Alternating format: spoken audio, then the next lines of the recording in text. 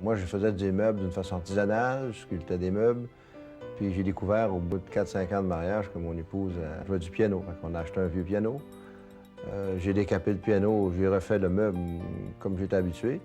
Mais c'est vraiment là que je me suis aperçu de l'intérêt que j'avais pour un instrument de musique, la mécanique qui est tout en bois, l'aspect acoustique. Ça a été le début. Puis, à un moment donné, j'ai pris un employé. Mon sous-sol est devenu, à grandeur, un atelier. Puis, graduellement, on a grossi. Puis aujourd'hui, bien, on fournit plusieurs compagnies à travers le monde. On est rendu avec 25 employés. C'est une bonne PME. Les pianos de Bolduc sont situés à Saint-Joseph-de-Beauce. C'est à peu près à 40 minutes de Québec, au sud, c'est la rive sud de Québec. On travaille avec l'épinette et l'érable. On fabrique des tables d'harmonie pour piano et des sommiers pour piano à queue, piano droit.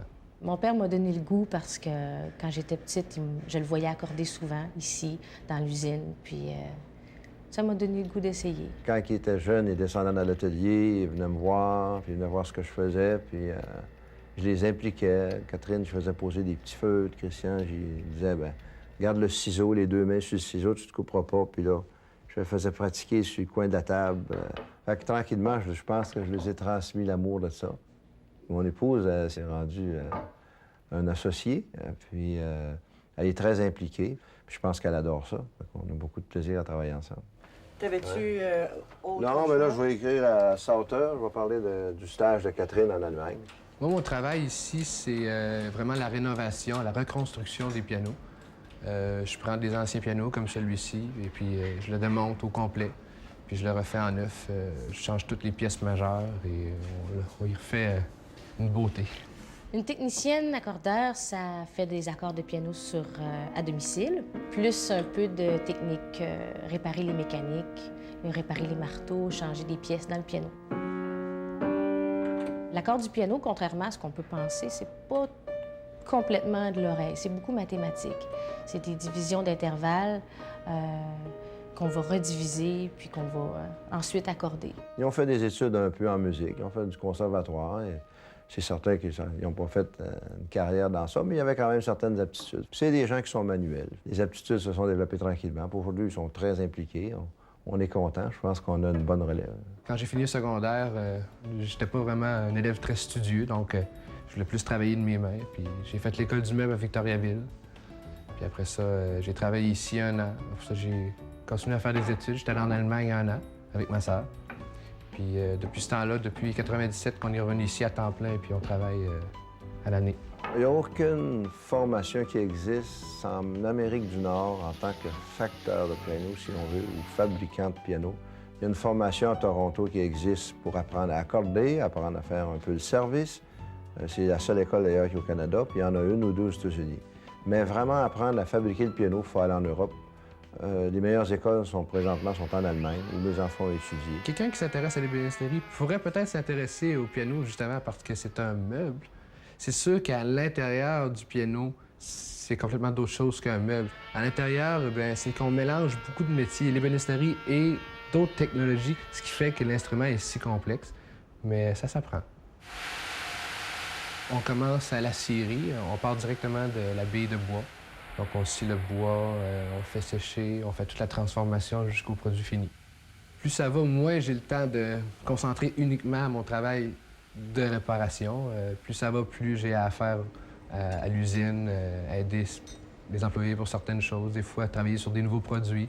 Donc, mes journées sont de plus en plus remplies, mais je trouve ça quand même passionnant. Vous savez, changer une table d'harmonie dans un piano ou mettre une table d'harmonie dans un piano, c'est très critique parce que si la table n'est pas bonne, si la table craque, ça oblige la compagnie à changer l'instrument.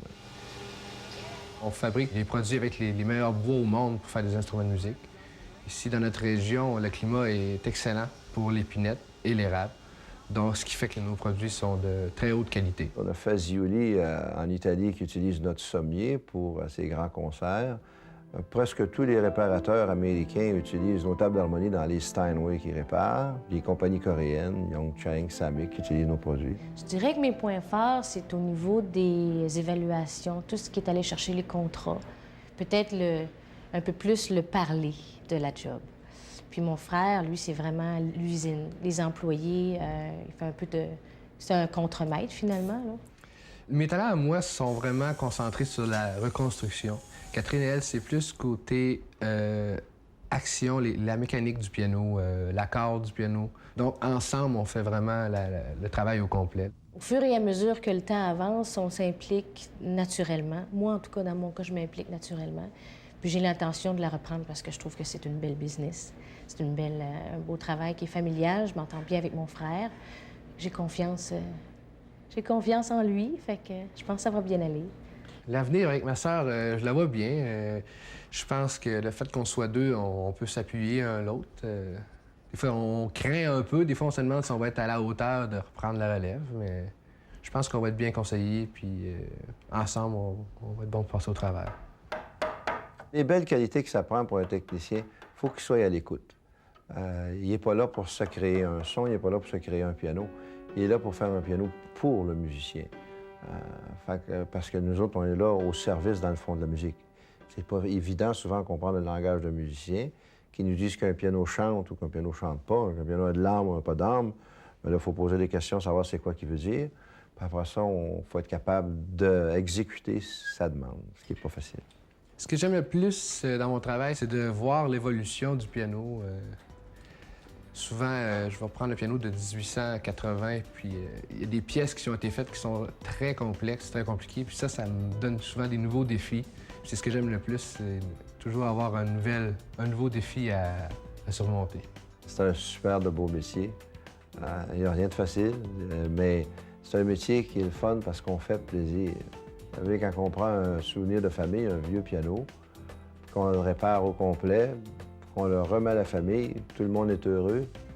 Fait qu'on a l'impression d'avoir fait plaisir. Puis ça, je pense que c'est important dans la vie. Si on est capable de faire plaisir aux gens, rendre des services agréables, bien, ça augmente notre qualité de vie.